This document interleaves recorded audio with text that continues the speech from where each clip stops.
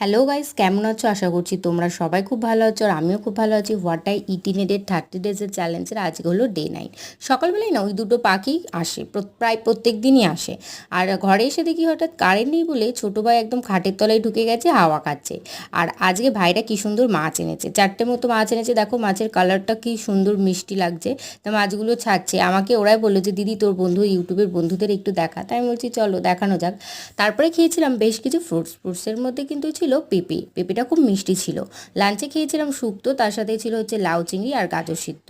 আজকে ছিল পড়া, আর কীরকম গরম পড়ছে বলো। কাঁচরাপাড়া স্টেশনে বসেছিলাম, যে টিকিটও কেটে নিয়েছি।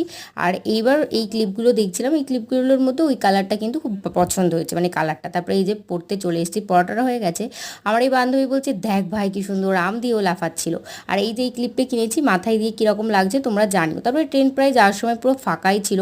আমরা হাওয়া খেতে খেতে মনের আনন্দে গল্প করতে করতে যাচ্ছিলাম। তারপরে স্টেশনে নেমে খেয়েছিলাম ফুচকা। আজকে একটা সোনার দোকানে হালখাতা ছিল, সেখান থেকে মিষ্টি দিয়েছিল। আজকের ভিডিওটা